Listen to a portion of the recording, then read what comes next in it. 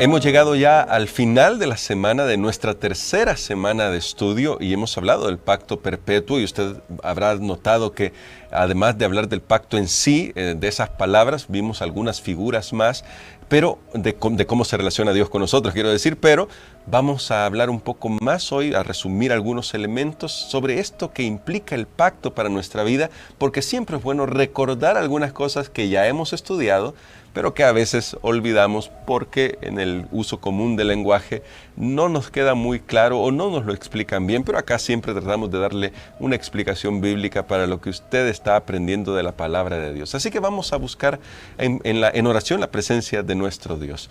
Querido Padre, gracias te damos por lo que hemos aprendido durante esta semana y pues también te agradecemos porque no es la única semana que hemos estudiado, hemos aprendido muchísimo en el pasado, todavía nos falta mucho que aprender.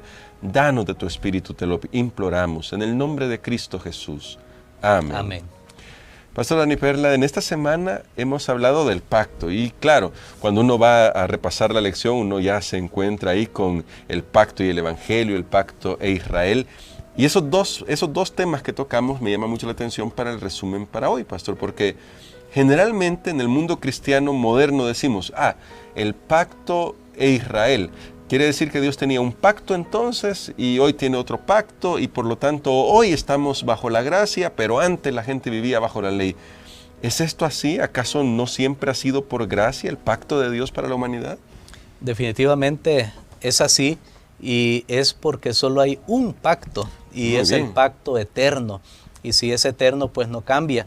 Que en el Nuevo Testamento nosotros casi no usamos hoy la palabra pacto, sino la palabra evangelio, que son las buenas nuevas, son las buenas noticias, que Dios quiere tener una relación con nosotros, voy a ponerlo comercialmente, quiere hacer negocios con nosotros, a pesar de que hemos sido un fracaso en los negocios, pero Dios dice, mira, yo quiero hacer negocios contigo y es salvarte.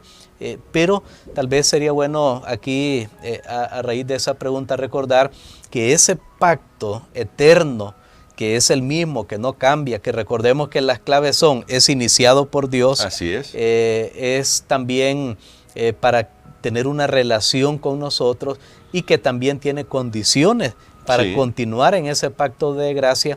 Ahora, lo que ha sucedido es que hay diferentes fases en la historia de la humanidad, cómo ese pacto se ha revelado. Y sabe que estudiando esto me llamó la atención que en el mismo Antiguo Testamento, que se llama Antiguo Testamento, ahí nosotros encontramos las 7 etapas de ese pacto. Y yo quiero hacer aquí un pequeño repaso con ustedes porque hemos hablado del pacto anteriormente, pero no hay, recordemos, muchos pactos, solo es un pacto de gracia. Amén. Y obviamente comenzó con Adán, es el pacto con la humanidad, ahí cuando Dios crea al hombre y les da órdenes que fructifiquen, que se multipliquen. Luego cuando el hombre cae en pecado, Dios promete un descendiente que los iba a rescatar. Luego viene el pacto con Noé, ahí es donde se usa por primera vez directamente la palabra pacto. Luego viene el pacto con Abraham, o abrahámico, como se le puede llamar. Después tenemos el pacto sinaítico. Ahí tenemos donde Dios le da ya escrito con su propio dedo, y creo que aquí es donde el pacto se hace como más relevante. Dios les da su ley, que eran las estipulaciones de ese pacto. Luego, más adelante nosotros tenemos el pacto con Finés, donde en Números, el capítulo número 25, ahí Dios vuelve otra vez a repetir. Luego viene el pacto davídico, y en el Antiguo Testamento nosotros encontramos en Jeremías 31 el nuevo pacto. Así que el nuevo pacto no es tan nuevo en el sentido que algunos piensan, bueno, hasta que Jesús vino. Es que Dios ya lo había anunciado. Y sabe que esto que he mencionado son 7 etapas, 7 fases, que Dios está tratando de renovar su pacto, de recordar su pacto, de reforzar su pacto en el pueblo. Pero no es que va haciendo un pacto con cada uno, no, más bien Dios le va tal vez añadiendo elementos de acuerdo a las circunstancias de ese momento, pero siempre es el pacto de gracia, el pacto eterno, el pacto en que el Padre, el Hijo y el Espíritu Santo se unieron en el cielo para salvar a la humanidad. Amén. Entonces, podemos concluir diciendo esta parte que tenemos un solo pacto, es el pacto de gracia de Dios para toda la humanidad. Y entonces eso me surge o me hace surgir una pregunta, pastor. ¿Qué papel desempeña la Iglesia Adventista del Séptimo Día, que creemos que estamos llamados a predicar el Evangelio, a enseñar estas verdades antes de que Jesús vuelva? ¿Qué papel tenemos nosotros que debemos cumplir y que lamentablemente el pueblo de Israel al parecer dejó de cumplir en algún momento? Muy bien, creo que en estas diferentes etapas del pacto que hemos visto, el pueblo de Israel tenía la misión de llamar la atención al mundo acerca del Dios verdadero, y que por eso en la historia de ellos le llaman siempre Jehová, que hizo los cielos y la tierra, sí, de llamar la atención del mundo al verdadero Dios, al Dios creador, y en una, por ejemplo, en el vecindario que tenían ellos, donde adoraban a cualquier cosa como Dios, al sol, a la luna, a las estrellas, y hacían a la cosas tierra, terribles, a los animales. Allí era relevante mostrar a esas naciones, no, hay un Dios que creó los cielos y la tierra. Esa era la Amén. verdad presente para ese momento.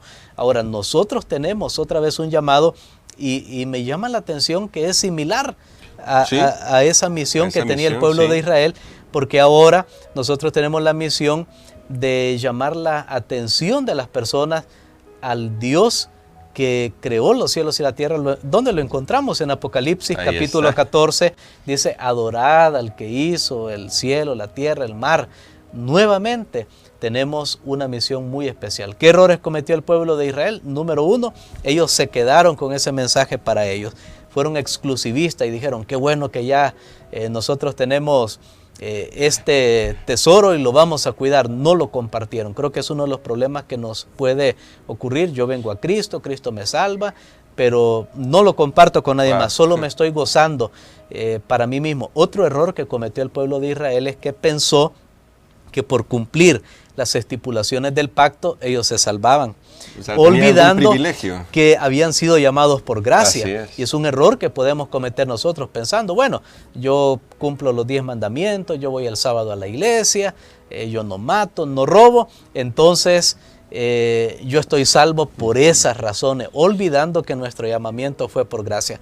Creo que fueron dos de los errores principales que cometió el pueblo de Israel, y eso lo llevó a otra serie de situaciones. Bueno, qué tremendo, porque sí, nadie está exento de esto, pastor. Y también está el otro extremo, el que digamos, luego de que nosotros veamos, sí, hay que obedecer, eso no nos salva, pero está el otro extremo que dice, bueno, pero con el pacto de gracia entonces ya no tenemos que obedecer. Total, ya Cristo pagó por nosotros, no importa lo que nosotros hagamos. Y quizá para concluir, pastor, con esta idea, ¿por qué en realidad no podemos decir que el pacto de gracia nos exime de las condiciones, como usted ya decía, de esa relación que tenemos con Dios? Nuevamente, bueno, ese concepto para nosotros sería un error, porque otra vez, recordemos, es un solo pacto. Y así como el pacto con el pueblo de Israel tenía estipulaciones, y son las que Moisés está recordando en el libro de Deuteronomio, lo mismo es para nosotros también. Sí. Hay estipulaciones, hay mandamientos, hay obediencia, pero ya no para salvarse. Y eso es lo que cambia totalmente el panorama, sino para parecerme más a ese Dios que he entrado en amistad con Él. Amén. Para tener los mismos valores, los valores comunes. La Biblia dice, dos no pueden estar juntos si no están de acuerdo. Eso es así, no pueden estar juntos. Ahora, yo no puedo estar junto con Dios. Si a mí me gusta robar, pero a Dios no le gusta, sí, no entonces de alguna manera vamos a tener conflictos en esa amistad, y por eso es que Dios ha dado su mandamiento. No podemos ignorarlos, porque sus mandamientos reflejan también quién es Él, y ese Dios que ha entrado en relación con nosotros y nos ha escogido por su gracia, nos revela cómo es su carácter. Amén. Para eso son sus mandamientos. Y Él dice, yo quiero que tú te parezcas a mí. De hecho, te creé a mi imagen y semejanza.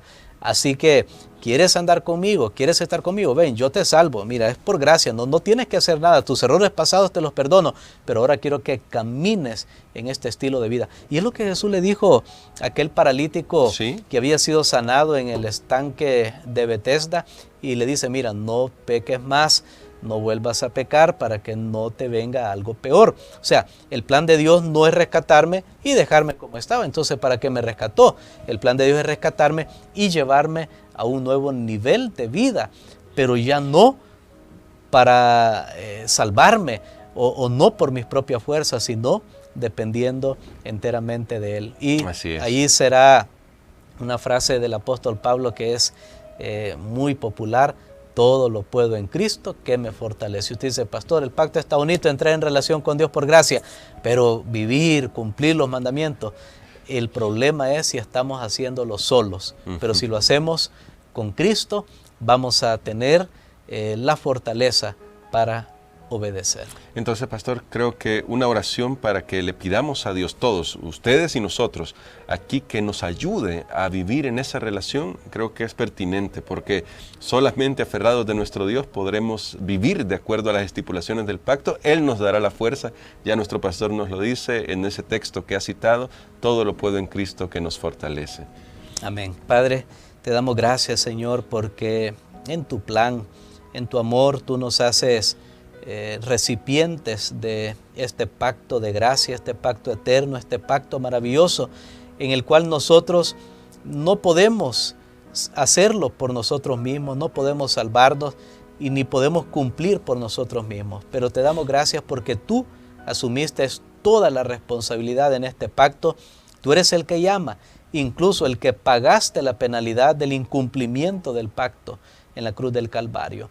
Ayúdanos para aceptar y sobre todo, Padre, ayúdanos para compartir estas buenas noticias con otras personas. Lo pedimos en el nombre de Jesús.